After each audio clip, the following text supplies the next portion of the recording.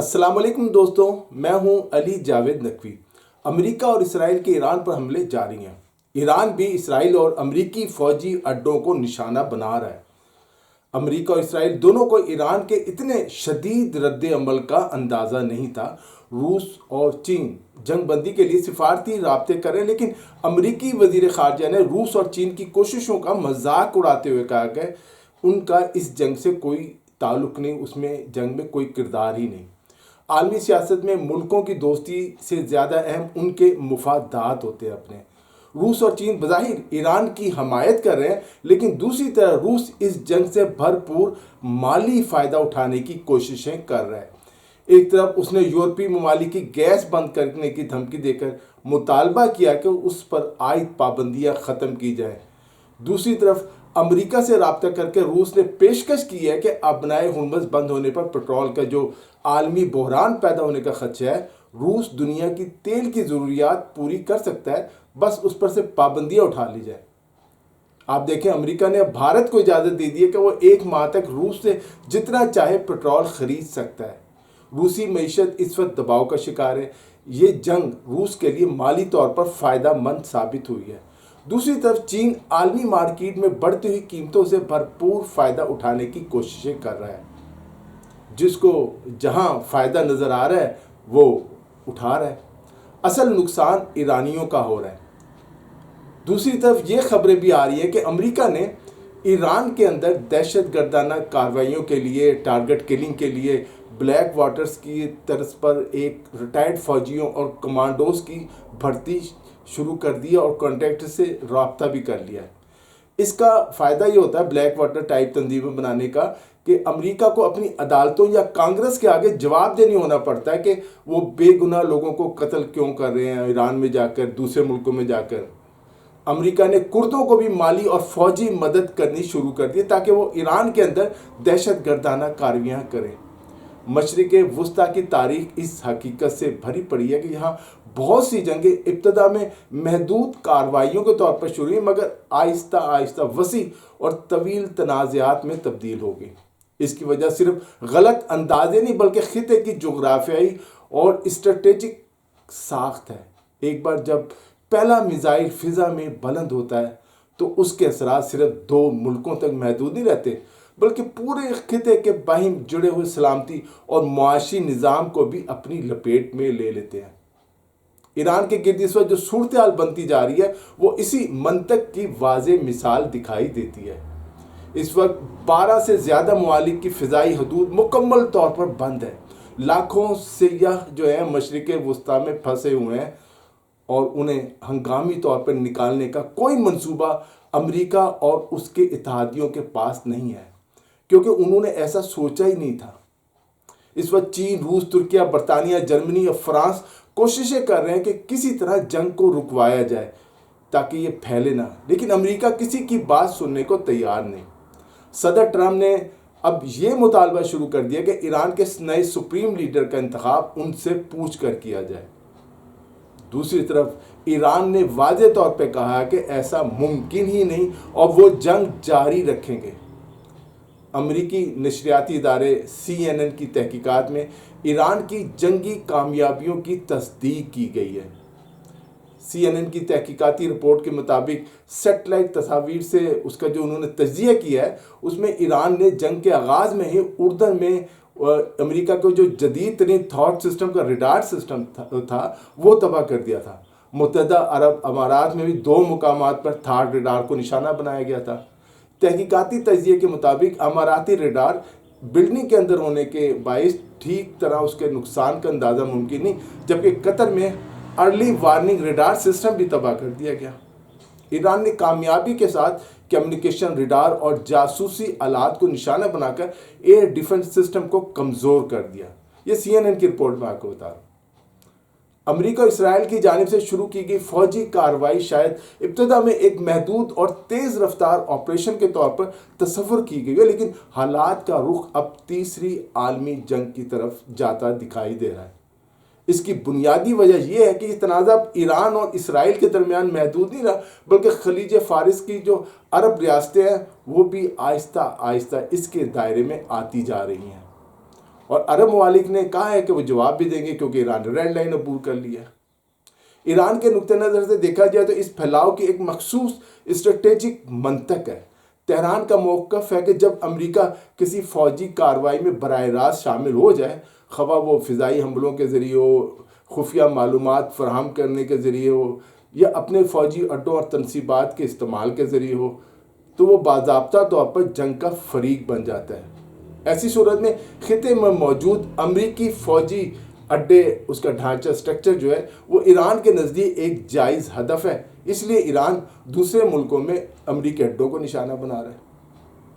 اس اصول کے تحت جنگ کا میدان صرف ایران یا اسرائیل کی سرزمین تک محدود نہیں رہتا، بلکہ پورے خطے میں پھیلے ہوئے ان فوجی اور اسٹریٹجک مراکز تک پھیل جاتا ہے جو امریکی طاقت کو ممکن بناتے ہیں۔ ان میں فوجی اڈے، فضائی اڈے، لاجسٹک مراکز، کمانڈ اینڈ کنٹرول سسٹم اور وہ تمام سہولیات شامل ہیں جو امریکی فوجی موجودگی کو برقرار رکھنے میں کردار ادا کرتی ہیں۔ ایسے حالات میں عسکری اور نیم عسکری تنصیبات کے درمیان فرق بھی دھندلا جاتا ہے، اور یہی وجہ ہے کہ دباؤ کی لہر بندرگاہوں، نقل و حمل کے راستوں، ریڈار مراکز اور دیگر حساس مقامات تک پہنچ سکتی ہے۔ یہی وہ مرحلہ ہے جہاں بحران ایک نئی اور زیادہ خطرناک شکل اختیار کر لیتا۔ اگر خلیجی ریاستیں براہ راست اس تنازع کا، اس جنگ کا حصہ بن گئی تو یہ صرف علاقائی جنگ نہیں رہے گی، بلکہ عالمی معیشت کے لیے ایک بڑے امتحان میں تبدیل ہو جائے گی۔ خلیجی ممالک عالمی توانائی منڈی اور تجارت کے لیے ریڑھ کی ہڈی کی حیثیت رکھتے ہیں۔ آپ کو معلوم ہے اگر آبنائے ہرمز کے آس پاس تیل کی تنصیبات اور بحری راستے خطرے میں پڑ جائیں تو اس کے اثرات فوری طور پر عالمی منڈیوں تک پہنچتے ہیں، چاہے وہ تیل کی قیمتیں ہوں، جہاز رانی کی انشورنس ہو، انشورنس 12 گنا زیادہ ہو چکی ہے بحری جہازوں کی، یا عالمی سرمایہ کاروں کا اعتماد ہو، جو انویسٹر ہے وہ عرب ممالک سے بھاگ رہے ہیں۔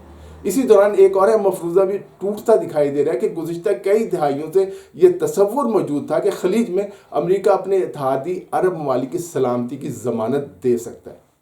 امریکہ کی فوجی طاقت آج بھی بہت بڑی ہے، مگر جدید جنگی حکمت عملی ایسی ہے جس میں حملوں کو مختلف سمتوں میں پھیلا کر روایتی دفاعی نظام کو غیر مؤثر بنا دیا جاتا ہے۔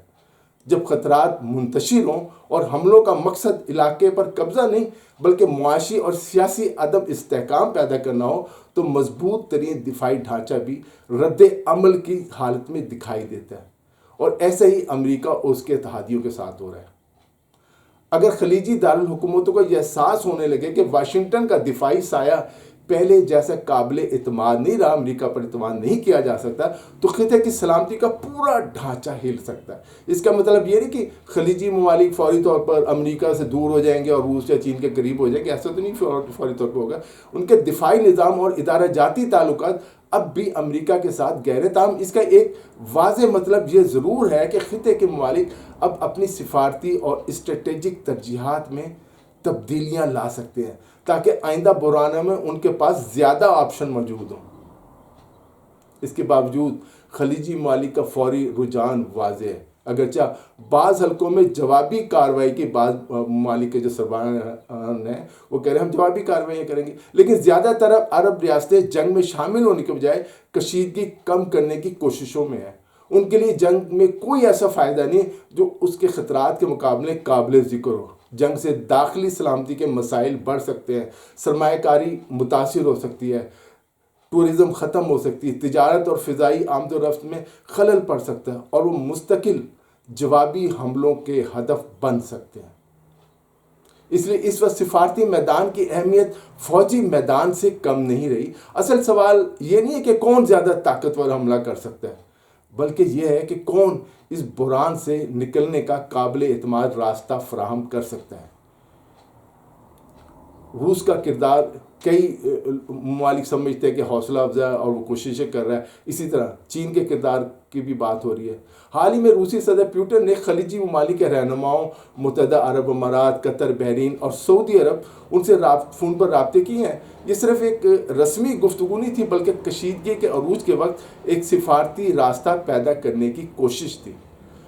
روس نے اشارہ دیا کہ وہ ایران کے ساتھ اپنے قریبی تعلقات کو استعمال کرتے ہوئے خطے میں کشیدگی کم کرنے میں مدد دے سکتا ہے، ایران کو قائل کرنے کی کوشش کرے گا۔ روس کی اہمیت اس لیے بھی بڑھ جاتی ہے کہ وہ خطے میں ایک منفرد سفارتی حیثیت رکھتا ہے۔ ایک طرف اس کے ایران کے ساتھ اسٹریٹجک تعلقات ہیں، جبکہ دوسری طرف خلیجی جو ریاستیں ہیں، عرب ممالک جو ہیں، اس کے ساتھ بھی روس کے اچھے مثبت تعلقات ہیں۔ یہی توازن اسے ایک مؤثر ثالث بنا سکتا ہے روس کو۔ اسی طرح چین کا کردار ہے، چین بھی اہم کردار ادا کر سکتا ہے، اس کے بھی تمام ممالک سے تعلقات ہیں۔ متحدہ عرب امارات کے معاملے کو دیکھا جائے تو ابوظہبی کا موقف ہے کہ اس کی سرزمین ایران کے خلاف حملوں کے لیے استعمال نہیں ہو رہی۔ سعودی عرب نے بھی اس کی تردید کی ہے۔ ایسے حالات میں کسی غلط فہمی کے باعث کسی غیر جانبدار ملک کو بھی جنگ کا حصہ سمجھا جا سکتا ہے۔ ثالث کا کردار جو ہے وہ یہ ہوتا ہے کہ وہ غلط فہمی کو دور کرے اور غیر متعلقہ ممالک کو جنگ کے دائرے سے باہر رکھنے کی کوشش کرے۔ روس اور چین دونوں اس وقت اس کوششوں میں ہیں۔ اسی طرح سعودی عرب کے ولی عہد محمد بن سلمان کے ساتھ گفتگو میں بھی پیوٹن نے کشیدگی کے پھیلاؤ کے خطرات پر زور دیا اور خبردار کیا کہ اگر یہ جنگ مزید پھیلی تو اس کے نتائج تباہ کن ہو سکتے ہیں۔ پاکستان نے بھی ایران کو خبردار کیا کہ سعودی عرب کے ساتھ اس کا دفاعی معاہدہ ہے۔ اگر خلیج کے توانائی کے راستے جنگ کا میدان بن گئے تو اس کے اثرات پوری دنیا کو متاثر کریں گے، اور سب یہ بات جانتے ہیں۔ روس اور چین کوششیں کر رہے ہیں علاقائی تعلقات کو اپنے استعمال کریں۔ بہت سے ممالک صرف ایک فریق سے بات کر سکتے ہیں، مگر ایسے ممالک اس وقت کم ہیں جو دونوں فریقین سے بات کریں، بیک وقت تمام سے رابطے کریں۔ یہی جو ہے اس وقت روس اور چین کا اور بعض یورپی ممالک کا کردار بن سکتا ہے۔ ترکیہ کا بھی ایسا کردار بن سکتا ہے۔ عملی طور پر ثالثی کا سب سے اہم مقصد فوری جنگ بندی نہیں بلکہ کچھ بنیادی اصول طے کرنا ہو سکتا ہے۔ مثلا عرب ممالک کی توانائی تنصیبات کو نشانہ نہ بنا جائے، بندرگاہوں اور ہوائی اڈوں پر حملوں سے گریز کیا جائے، اور تیسرے ممالک کی سرزمین کو دباؤ کے آلے کے طور پر استعمال نہ کیا جائے۔ اسی طرح ایران کو کچھ ریلیف دیا جائے۔ اگر روس اور چین اس میں کامیاب ہو جاتے ہیں تو وہ نہ صرف علاقائی جنگ کو روکنے میں کردار ادا کریں گے بلکہ عالمی معیشت کو بھی ایک بڑے توانائی بحران اور دوسرے بحرانوں سے بچا سکتے ہیں۔ مشرق وسطیٰ میں ہتھیاروں کی کمی نہیں، اصل کمی ایسے سفارتی پلوں کی ہے جو دشمنوں کے درمیان رابطہ قائم رکھ سکے۔ موجودہ بحران میں روس اور چین اور بعض یورپی ممالک، ترکیہ بھی پل بننے کی کوشش کر رہے ہیں، رابطے کر رہے ہیں۔ تہران اور خلیج کے درمیان جنگ اور امن کے درمیان ایک محدود تنازع اور مکمل تباہی کے درمیان اگر یہ پل جو ہے رابطے کا قائم رہتا ہے تو ممکن ہے خطہ ایک بڑے المیت سے بچ جائے۔ لیکن اگر رابطے ختم ہو جاتے ہیں، جنگ رکوانے کی کوششیں ختم ہو جاتی ہیں، تو تیسری عالمی جنگ سامنے نظر آ رہی ہے جس سے بہت بڑے پیمانے پر تباہی ہوگی، جس کا تصور بھی نہیں کیا جا سکتا۔ دوستو، اس ویڈیو میں اتنا ہی۔ علی جاوید نقوی کو اجازت دیجیے، اپنا خیال رکھیے گا۔ خدا حافظ۔